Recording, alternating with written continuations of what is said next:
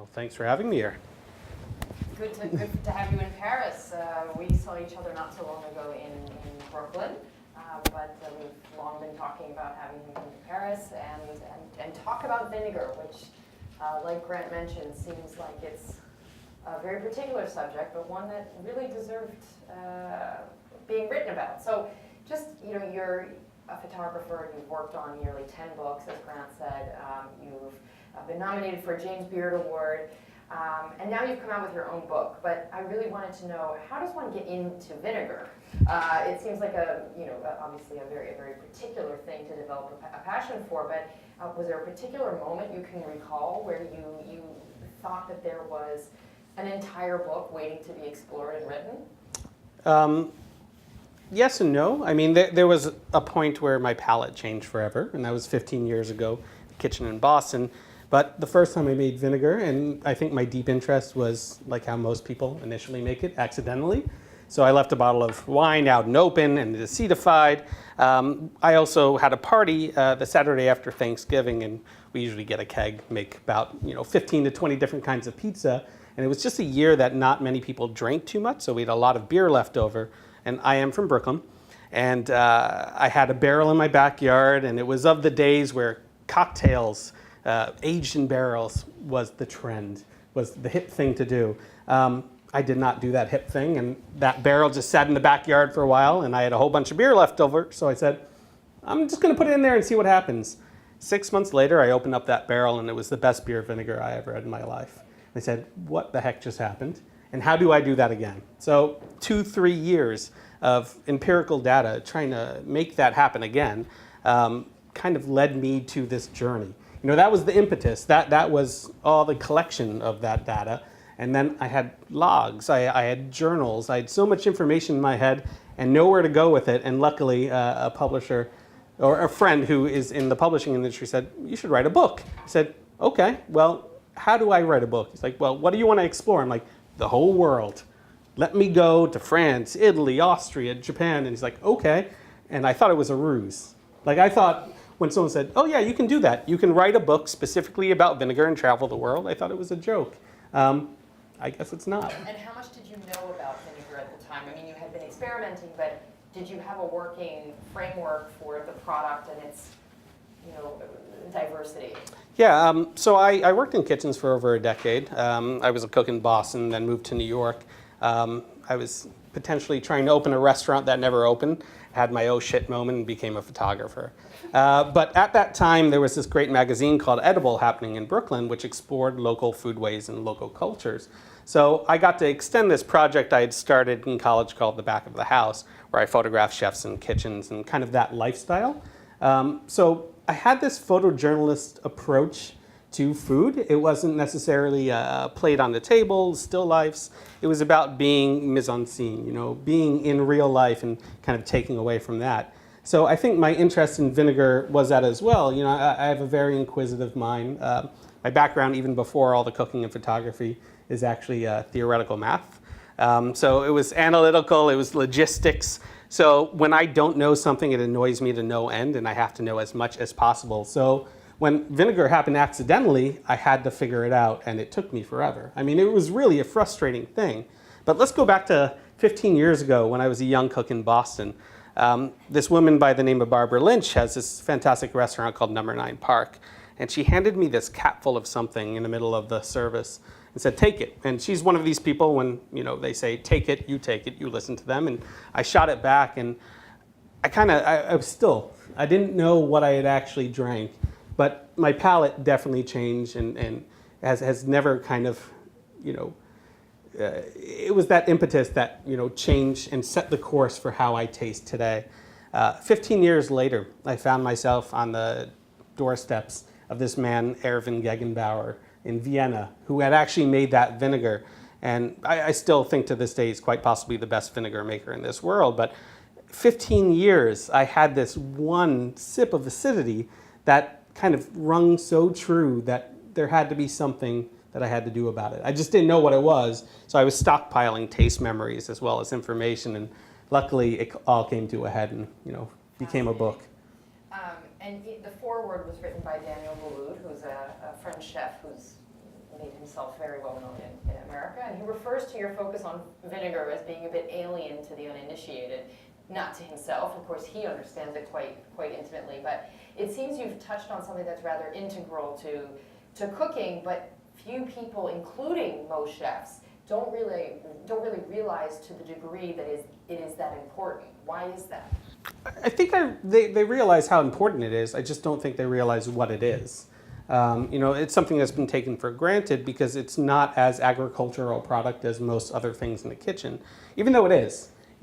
Red wine vinegar comes from red wine grapes. Rice vinegar comes from rice. But there's been this disassociation of this product as, this industrial thing rather than, something you can go visit and see. And I think part of this journey was telling people that there are these sites, there are these producers that you can actually visit, that you can see the process, that, it is tied to an inherent product and process. And throughout the book, you make the case that vinegar has a lot of personality, and it is easy to incorporate into cooking, which I think most of us don't have that interpretation of it as a product. And you go so far as to call it the unsung hero, which I thought was a really lovely way of describing it. Why do you think it's taken so long for the average cook, or maybe it will happen after this, but to understand its potential? I still don't know. That's the most fascinating thing. Going through the process of making vinegar, or being a vinegar maker for the past 5-6 years, the one thing I learned is the most important thing to do is have patience and take the time to actually make a great product. And I think a lot of people haven't done that. It's always about efficiencies in the kitchen. It's always about faster. How can I get this now? Or relying on someone who has made something for so long that you're like, this is what I'm going to use and this is how I'm going to use it. So making it in-house or making it by yourself, I think gives you a different appreciation of a product. And not many people have carved that mind space out, that time space, or even the storage space, because it does take, up a decent amount of room on a counter or in a backyard. So I think it was just a matter of time, not to use that pun again, but I just think it was, an inevitability. And I'm just glad that I got to, have that come to a head for me. And so what makes a good vinegar? If you're judging quality and, time seems to be a factor, but, how can the average person judge what is good and not so good? Well, I can go on my diatribes about, labels on bottles, but I think the first things you have to know are when you take a sip of vinegar, I don't mean take like a shot of vinegar like a lot of people in the US do because they think it's healthy and restorative. When you take a little sip of vinegar, it should activate your palate in this way that you start salivating and you want more. You shouldn't be coughing, huffing, you shouldn't be crying afterwards, and it shouldn't be this acetone bomb that kind of hits you in the chest and like lays you out. It is a big flavor carrier, so it's actually a weak acid. It's 4 to 6% acidity in water, or at least that's what it's defined in the US. In France, I think you can go up to about 7 or 8% legal value on shelves here. But, it is this really intense flavor carrier, and I mean, think of it in the context of vinaigrettes. Well, at least in the US, it's usually about 3 parts oil to 1 part vinegar. In France, it's a little more assertive, 2 to 1. But, you do not need much to make an impact. So, a good vinegar is something that makes an impact, but has the subtleties and nuances of a fine wine. When you're drinking a red wine and you can start saying, well, it has this note, it has tannins, it has berry. You should be able to do that with good vinegars. It shouldn't just all be acid. It shouldn't be something that's olfactory and opens everything up. There should be some semblance of what it is, the inherent ingredient it was made from. Interesting. But obviously the book goes well beyond cooking, and I think you use vinegar as a lens with which you can understand a culture. For example, in France, you spent time with Jean-François Martin of Martin Pourret in Orléans, and he's the last vinaigrier or vinegar producer who makes Orléans-style vinegar. So what categorizes that style of vinegar, and what does that maybe say about Orléans and the region, in that area that it came from? I mean, that was a fascinating story. I had used it for years. It's just one of those staples in a certain class of kitchens in Boston and New York. But going down to Orléans and visiting him Well, first of all, he gave me an address, but he didn't really tell me where it was. He said, you get off the train, you walk towards the statue of the Joan of Arc, and then you make a right. And then you keep on walking down that street, and you'll know when you get there. I'm like, what does he mean I'll know when I get there? About 2 blocks away, this waft of vinegar starts kind of permeating the air. I'm like, oh, I'm there. But it took me another 2 blocks to actually get to the door. Again, it is this very big, assertive flavor. And what's kind of amazing about it is they've not changed this process in 6 generations. They've been making this vinegar the same way as, great-great-great-great-grandfather, I think that was enough greats, has made it. But Orléans is a fascinating town because it's on the river. And the wine from the Loire would be packed on boats, go down the Loire River, and then be transported up to Paris. But some of the grapes wouldn't make it, and they'd go sour. So when that would happen, they would be dumped on the shores of Orléans, and it's kind of like that when life hands you lemons situation, except they made vinegar. They had the sour grapes, and there was so much product that all these vinegar makers started making vinegar. Or I guess they weren't vinegar makers yet. These people started making vinegar, and there were hundreds upon hundreds of vinegar makers about in the 1600s, 1700s. I think it was King Francis I. Actually tried to get an AOC and did for the Orléans style, which is this barrel-aged method similar to balsamic. Instead of racking it from descending size barrels, it's usually put in one barrel and then a certain amount is put in, a certain amount is taken out. But it's this wonderfully non-interventionist vinegar, and it's been working the same way for 6 generations. But then this thing called industrialization happened. And when that happened, the transport of these grapes or these wines, things weren't souring, things weren't spoiling or going bad, so the shores were not left any sour grapes, and they couldn't make it into vinegar. So they started going by industrial vinegar makers, or they started closing, and there's literally only one left. And this is the last remaining Orléans-style vinegar maker in Orléans, so I felt like I had to show the story of something that is usually the most resilient product because it's made of things that have gone past or gone too far, but it was not a resilient industry. And so you said it's the great grandson who is Great. Yeah, 6th generation. So leaving France then and going over to another country that we all know, Italy, and we think of balsamic. Now, I think a lot of people think of balsamic first when they're thinking of vinegars that they can use in dressing and in other sorts of cooking. At least I know that's the one that's stood out for me. But what I learned through you is how much of it is actually commercially produced and of questionable quality on top of that. How might a consumer go about telling the difference between the good stuff, the good balsamics, and the imposters? Because that one seems to be a big question mark. It still is. There have been over 100 books written about balsamic, and I'm sorry to burst your balsamic bubble, but most people haven't actually tasted Traditionale, DOP, the original balsamic vinegar. This was something that really wasn't exported until 1972. Chuck Williams from Williams-Sonoma, at least in the US, brought back this amazing balsamic product, and then there was a boom. And now, 50 so years later, this is a $1 billion industry around the world.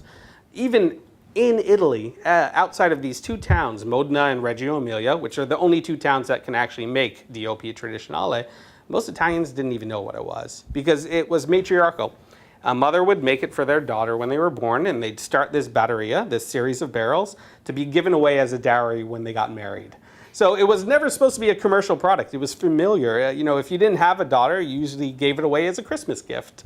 So for these people to be making, this much balsamic underneath their roof, they're usually made in acetaias, in the attic. When everybody wanted it, they either had to get a bigger roof or they had to figure out a different way to produce it. And then IGP, or the industrial products, started being made. So, DOP, when you see that in the bottle, that's the real stuff. IGP, there is a broad spectrum of what IGP is now. Now it only has to be sourced from the region, even though that just changed and you can get grapes from Spain and other places. And then aged within Reggio Emilia or Modena for 60 days.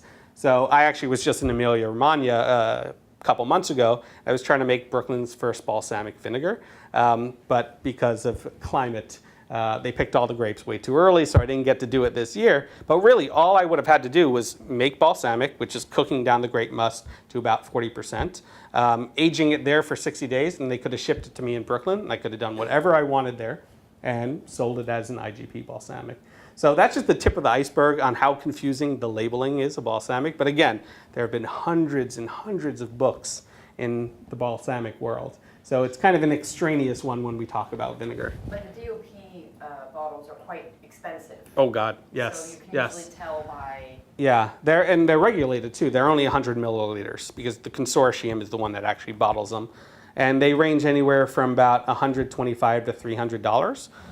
Balsamic or DOP Traditionale is a minimum of 12 years, and then it can go 25 plus.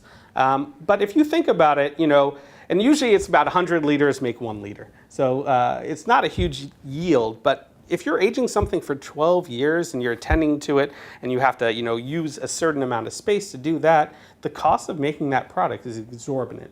The price actually isn't that terrible because if you think of things like foie or, you know, truffles and how much you use to make an effect on a dish and you break that down economically, the price point is pretty high.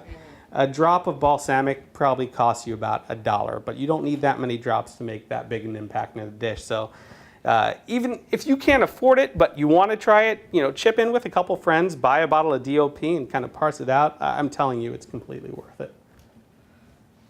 Sounds like there's still more educating that needs to be done, though, There is. about the labeling and production.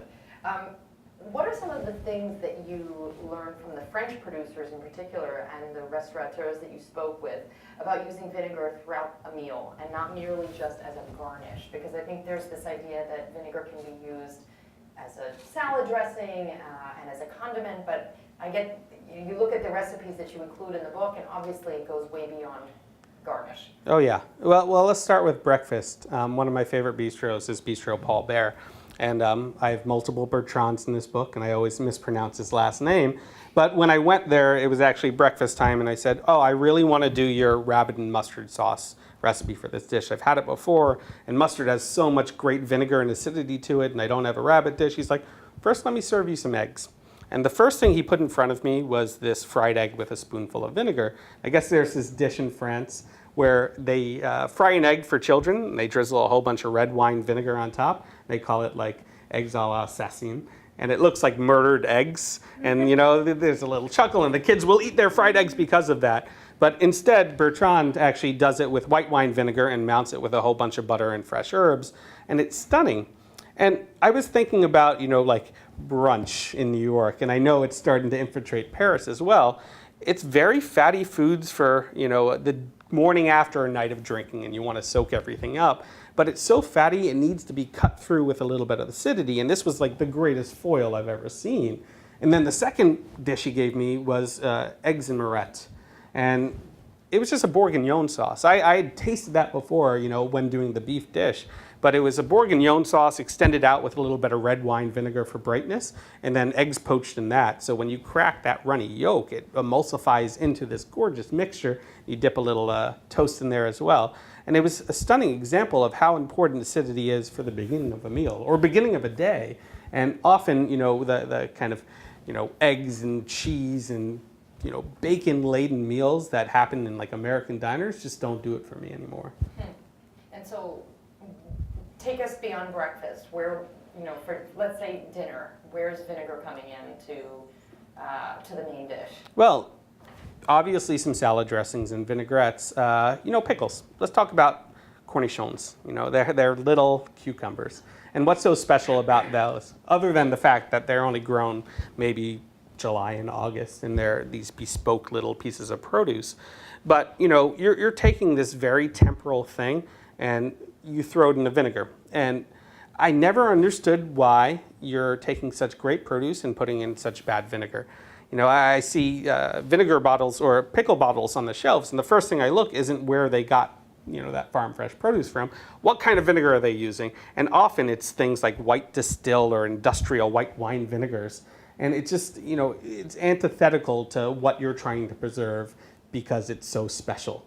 You know, you have to use a special thing to encapsulate that project as a whole. So, you know, from pickles to vinaigrettes, and one of my favorite things are gastriques. And they're a very, very simple sauce. And in a gastrique, what you're reducing down is usually a juice, some sugar, and vinegar. And it becomes this sweet and sour and sapid thing.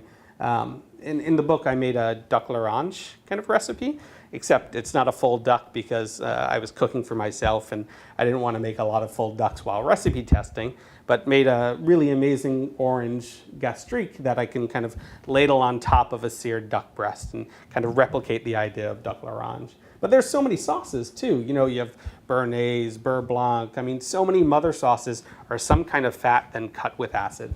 Which I did not realize, and hollandaise as well. Yep. So, is there someone who embodies, in the French cooking world, is there a chef that embodies perfect use of vinegar in his cooking? Well, so I spent years with Daniel Baloudin in the basement. He's a little boulanger, and I bake bread every winter with his head baker. So when I asked Daniel to write the foreword, he was so kind to do so. And he said, oh, you should talk to this guy, Michel Toigreau. I'm like, yeah, I know who that is. And he's like, okay, yeah, you should talk to him. I'm like, yeah, that would be great. And then the next morning he emailed him and me, and Michel, called me right up. He's like, so what do you want to talk about? I'm like, well, first of all, I was not ready for this because every French chef tells me that he invented acidity in French food. He has a specific dish which is like a salmon two-way, and it was the way that his father used to make it, and the way that he used to make it. And the way that he makes it is so much more assertive and a lot more vinegar, and it is pronounced. The fish isn't as cooked and it's fresher, but it needs vinegar because it has to get through that fattiness that hasn't been rendered yet. So talking to Michel, it was actually his grandmother that kind of like instilled the idea of acidity in food because she was sick and tired of having such heavy, rich French food. And I actually don't think her background is complete. I think maybe a little Italian. Yeah. And like Sicilian, you get capanadas, you kind of get this bracing acidity in these condiments and garnishes. And I think that kind of carried a thread in the Toigreau family lexicon. So he was sort of a reference for you while you were traveling through France. Oh, absolutely. For those who don't want to make their own vinegar, though, I mean, you seem to have a very ambitious streak in you. You like to experiment. Where in Paris might they be able to find different varieties? Is there a store or a specialty shop that you recommend? Oh, yeah, Bon Marché. Like the epicerie there, it's one of the greatest collections of vinegar I've ever seen in the world. And I went there today actually just to look through what they have, and they do have Martin Puree, and he changed his labeling. I'm like, oh, I'm the only guy that's actually excited about this. Then it's such an amazing, collection, and I would say, buy a couple and taste them because you need more than one vinegar in your pantry, because vinegars, you said before, have characteristics, and they're all special, and they all have their own use and their flavor profiles. So, you're not going to use a white wine vinegar for a red wine vinegar application. You're not going to use an apple cider vinegar for balsamic. So, you have to kind of pick and choose and play as to where the reference point is. But yeah, Bon Marché, the epicerie, you cannot go wrong there. But then, I kind of extend that out. You have so much good wine in France. If you're buying directly from a winemaker or a vineyard, ask them if they make a little vinegar on the side. It's kind of like all the people that don't make sparkling wines, but they really secretly do. It's great to kind of have that atelier, that winemaker that makes a special batch for himself. And same with cider makers too. One of my favorites in France is Cyril Zang's. And he makes great ciders, but he also makes outstanding cider vinegars. So you can buy those directly from him now. So you just need to ask and become very good friends with them. Yes, exactly. So we talked about how you can incorporate it into cooking, but salad dressing. How would you dress a salad? Oh, yeah, I got a lot of conflicting ideas in the book, but this guy by the name of Massimo Bottura is a chef at Osteria Francescana in Modena. He's, the man of balsamic, and he kept on saying, you don't really need much oil, if any. When you first dress a salad, dress it with vinegar, and it penetrates those leaves, and it kind of gets and breaks down that cellulose, so it helps with some texture. And then a la minute, right when you have it on the table, that's when you drizzle oil on top, because otherwise that oil is just going to seep down to the bottom because of density. So you're going to get a pool of oil on the top, and the vinegar is going to be intermittent throughout the salad. So yeah, he only coats it with vinegar at first, and then maybe adds oil afterwards if the salad actually needs fat. I've been doing it all wrong. Me too. Yeah, I still do it. I still do it incorrectly. Salad. You do? Okay. Sometimes, so yeah. You have some liberties there. Yeah, because I don't think there's any one way to do anything. And again, there isn't any one vinegar that's going to be an all-purpose solve-all for all these applications. So it's a taste profile. It's a preference. And that one's specific to balsamic. Would you do the same if you were using another type of vinegar? Well, with balsamic, I probably wouldn't mix it with oil at all. So balsamic is one of those precious things that you leave it on its own. You only use it in its raw state. And this is the DOP Traditionale. I'll cook with the IGP stuff. I'll reduce it down, apply some heat. But DOP, that goes on a little Parmesan or a panna cotta, and that's it. So by the time I finished the book, it was very clear to me that there were parallels between vinegar production and wine production. Where do you see the biggest overlaps in those two worlds? Well, my wife, who's here, is a wine writer, so we were able to actually travel in tandem for a lot of this book. And we jokingly said, where there's wine, there's eventually going to be vinegar. But, it was true. So when we stopped in France, and I went to, Orleans, she went to Loire. When we went to Italy, and I went to Modena, she drank Lambrusco. It's the same grape, after all. When we went to Austria, I was in Vienna, and she went to Burgenland. And even when I went to Japan, which she didn't come with me, I realized, rice vinegar is parallel to sake. So yes, it is of the same product. And I think the problem with the preconception of what vinegar is it's a bad version of whatever that product is, aged, or turn into a double fermentation. But the best vinegars I've ever tasted are made of the best ingredients. But the problem is relegating those to vinegar. Because people want to make wine out of them. People want to make sake out of them. So there's a little bit of a, pull between which industry or which product it should be. And there was a great example, actually, when I was in Reggio Emilia. There's this family, Medici Ermite, and it's a brother who makes Lambrusco and a sister who makes balsamic. And I kept on asking them the question, like, who gets what grapes? And they both chuckled and kind of looked at each other in this intensity. I'm like, well, who does? And I think it's really, a headbutting thing every year. It's like, oh, I want a little of this. No, I want a little bit of this. So, yeah, it's just a matter of, who gets what product, I think. And would you say that it's also in the same way that there are people who are really into preserving the way wine is produced, and some are more interested in making, a buck? And maybe we'll cut corners. You see the same thing then in vinegar. Absolutely, yeah. Especially with balsamic. If I walk away with anything, yeah. maybe that I understand that much. Yeah. The media section of the book, at least geographically speaking, addresses the North American use of vinegar. Obviously, the country's huge, but I didn't realize that it would vary quite so much in the way Americans are using it. How would you describe the difference in techniques, perhaps, between the way Americans use it, the French and the Europeans do, and then the Japanese, who you also speak to in the book? Oh, that's a big question. Because I think in the U.S. and in North America, I was profiling chefs and their recipes, because if someone couldn't actually take this trip, travel around the world and meet these vinegar producers, I wanted to bring it back home and show that you can change it in context too. So I worked in Boston for years, and I went straight there first. And Barbara Lynch, who was my chef for years, actually gave me 2 recipes, and one of them is this sauce caramello. And you make it with Frito misto, like a fried mix of usually fish and maybe some vegetables. And the sauce caramello is literally making like a soft, cracked sugar caramel and making it into kind of a loose gastrique. It's a dipping sauce, and it's outstanding. But it's actually derivative of an Italian chef that she knows. And then there was another chef that used to work for her, David Bazargan, who's back in Boston. And he made a pasta dish, a pappardelle with gremolata, and uses lemon vinegar to deglaze the pan instead of lemons. And I'll tell you why.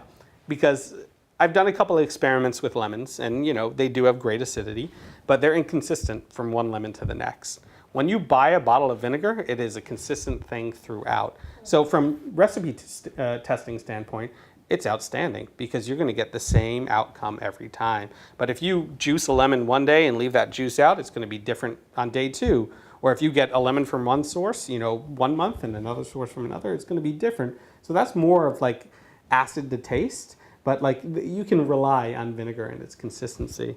Jamie Bissonnette, another chef in Boston, made oysters escabeche. And I actually wanted to show oysters outside of the context of mignonette. Because I actually don't use mignonette in oysters. I love the briny salinity. I love the nuances of like a good bivalve. So I usually don't dress it, but it was kind of cool to see him use this in a way that would preserve the oysters that, weren't necessarily going to be served. It just was such an amazing plethora of applications around the country from so many different influences, whereas what I saw in France, even though it's changed with bistronomy, it was very classical French. Even in Italy, in Japan, very, very classic. But Japan was the most antithetical, because I went to Japan looking for all these vinegar makers and all these very overt acidic flavor profiles, and I didn't find them.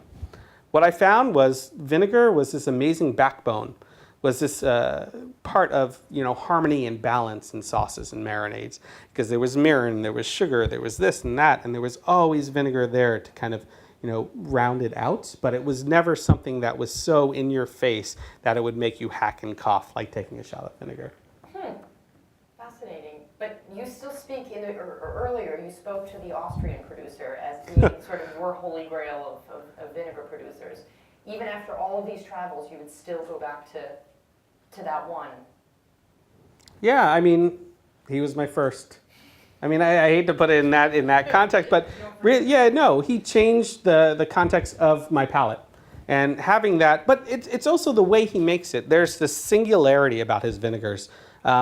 It's made of such pure ingredients. And I don't mean like, he gets the best cucumbers, which he does, but he only makes it of cucumber. Red peppers is made of red peppers. Even the saffron, he makes a saffron wine and turns that into a vinegar. So the kind of expression and purity of these vinegars is unparalleled. And I've had such amazing vinegars around the world, and I'm not knocking anybody else, but just he is this canon of what I think vinegar can be, and it's not limited to the apples that you get, the red wine that you get, the white wine. I mean, he makes over 250 types of vinegar, and he's always pushing himself further. And now I challenge myself. I'm like, what can I make a vinegar out of? And I walk around supermarkets and farmers markets, and I look at everything, and I'm like, that could be a vinegar, that could be a vinegar, that could be a vinegar, that could be a vinegar. And I've actually seen even past just produce, sodas, spirits, cereal grains. I mean, anything that is actually a starch that can be converted into a sugar, that can then be turned into an alcohol, can be turned into a vinegar. So that's pretty much everything. So you see the world in vinegar. Yeah, it's like that Tootsie Roll commercial where everything becomes a Tootsie Roll. Now I'm starving because you've mentioned a whole number of different dishes. I spent a lot of time looking through the recipes and actually made the frittata that you included, which has balsamic onions and Parmesan on Sunday. So my husband and I had that for lunch. I want to eat that right now. But Me too. I also want to know what your favorite recipes are that made the book. Oof, it's like picking a favorite child. And luckily I don't have children, so I don't have to do that. But recipe-wise, it's what am I craving right now? I love the chimichurri in the book, which is an Argentinian condiment for grilled steaks. But I actually use it as a kind of like hot sauce for grilled chicken wings. I can eat that every day because it has alliums, it has onions in it. You can put garlic, it has a little bit of heat and fresh herbs. It just has everything that I want. It's kind of like a salad version of a vinaigrette because it has such freshness and brightness. The cider braised pork shoulder from Hugh Atchison in Atlanta, because it's braising season. You throw that in with a whole bunch of apple cider and a whole bunch of leeks. Have a little apple and collard green salad on the side, and it's so satisfying, but it's also so damn easy. That's the thing. I don't want to make these recipes that complex that people are, not actually making them. Right. So, everything's maybe 4 to 5 ingredients at most, and maybe 2 to 3 steps. I mean, nothing is that hard to actually make. And you said the frittata is a umami bomb. It is, absolutely. Which I can confirm. So it looks like we're just about out of time for our questions, but perhaps we should open it up to the audience. who has some questions about vinegar and travels and using it in cooking.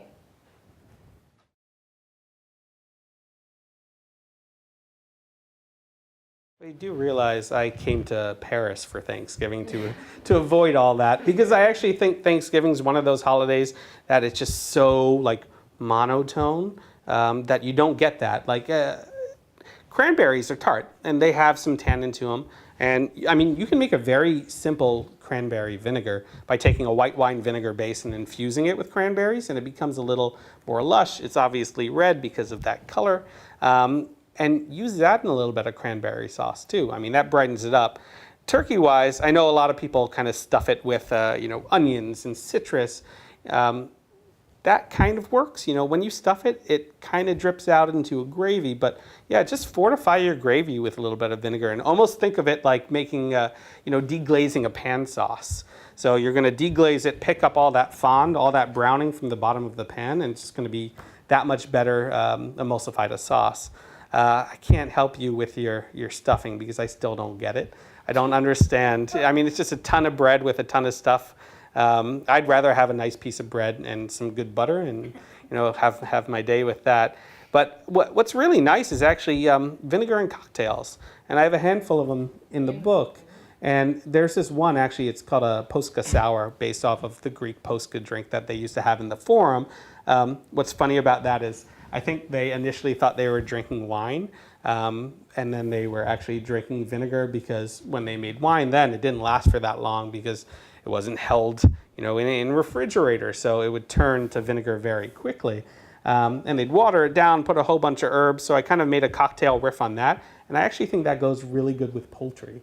So maybe try, it has honey, it has oregano, and those sweet and herbaceous flavors go really well, I think, with Thanksgiving dinner.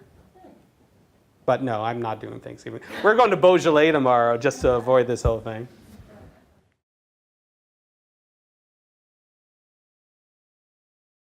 I've seen a spectrum. So balsamic, I'm going to use that as an example, is probably one of the more fascinating when we talk about barrels, because the batteria is anywhere between 5 and 12 descending size barrels. And they usually use a hardwood at first so it doesn't seep out and it kind of gives it structure. Then they use softer woods that are more flavorful at the end, like cherry and juniper. So at first it's oak and ash. So it's really a matter of what flavor profile you want to give off onto that. And I would say with red wine, well, often they're using red wine barrels already, French oak. But if you need to impart flavor, then you can use a softer wood. If you don't, and you just need to tighten it up and put more structure, do a harder wood. But I have a fascinating with cooperage as well. And I actually think there was this point where I was about to write this book. I'm like, or should I write a book about cooperage? I'm like, I live in Brooklyn, I have a tiny backyard, and no way my landlord's going to let me get a flamethrower. So yes, we're going to make vinegar. But yeah, it's a matter of flavor and taste profile. And now barrels are so expensive. It's whatever I can get my hands on. That's what I usually age in. And I make the vinegar base accordingly to that barrel.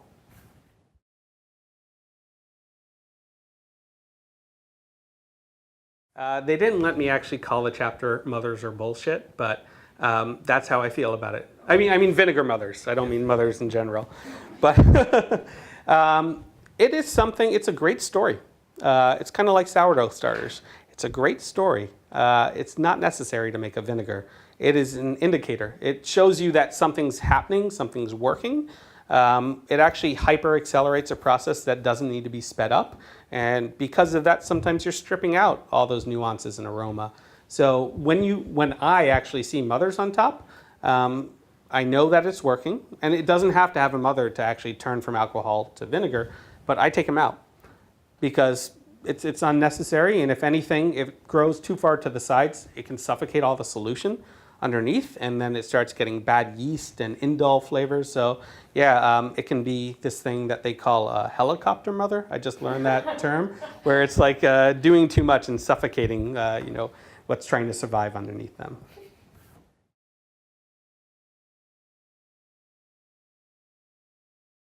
No, I'm a huge fan of Mark's work, and I did kind of explore the single subject genre as much as I could. But I knew like I kind of search about when I had my first experiences with vinegar, and as a cook, I didn't think anything of it. Like I didn't think about writing a book.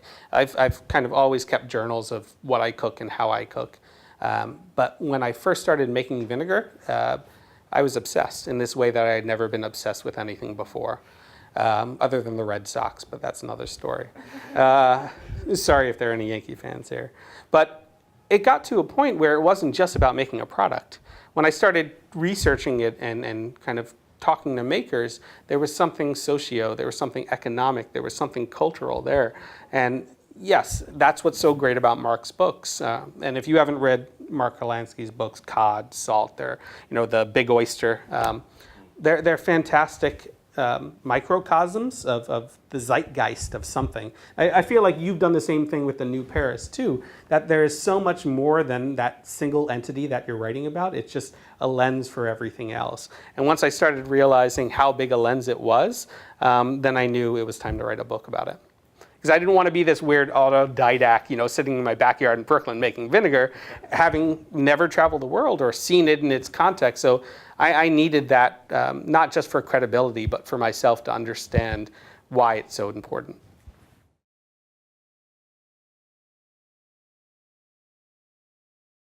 Oh, it's something completely different. It's a great acidity, but I mean, it's unripe grapes. So it just hasn't been acidified. It hasn't been fermented yet. Yeah, exactly. But the thing about verjus is that it will turn into vinegar eventually. It usually has enough sugar to it. So when you open up a bottle, you have to put it in the fridge. So I've tasted verjus that people, I love this verjus. I'm like, well, your verjus is now vinegar. I mean, it's not a bad thing, but it's a different kind of acidity. And it's also hard to get. Yeah, because people want to make wine out of it. But both are used in cocktails. Oh yeah, absolutely.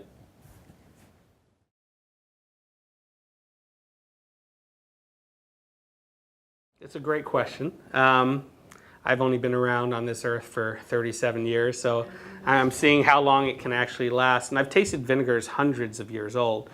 There gets a point where it either oxidizes or it reduces down so much that it's unusable, it's unpalatable, just because it gets not sherry-like qualities, but like such oxidation that it's not right, and keeps a little bit of acidity. But if you open up a vinegar, a nice vinegar, put it in the fridge. Because if you don't, you're leaving in a tepid condition, in room temperature, and it can reduce and it can change. It could actually re-ferment, and you can actually see a mother form on it sometimes. And you want to avoid those things because, again, the great thing about vinegar is how consistent it is. And once you kind of open up that hermetic seal, it's alive again. It's exposed to oxygen, exposed to the world. And it's the same thing with balsamic. Yeah, all of it should go in the fridge. Yeah, I mean, some people don't like putting balsamic in the fridge because they think it changes the flavor profile. If you let it warm up again, I don't think it does. And, if you have balsamic, use it.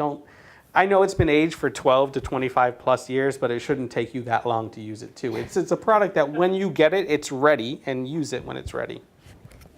So in other words, if I buy a 100-euro bottle of POP, put it in the fridge. Yeah, but just use it. I mean, and use it amongst friends because I think people should experience these things. Christmas time, we usually give a couple edible gifts to my parents-in-law. And then next Christmas, we see them unopened. Next Christmas, we see them unopened. And usually pass about 3 to 4. And then we're like home for Christmas. We're like, we're going to use that gift we gave you 3 to 4 years ago. But I would say experience it. It will be fine if you leave it out for 6 months. You don't want it to swell during the summer. Most vinegar is at its best around 70 degrees, good room temperature. But, if it becomes too cold, it's going to go dormant. If it becomes too hot, it might re-ferment. And that's the problem. So during the summers and warmer months, put it in the fridge. Other months, you could usually keep it out. Thank you, Grant.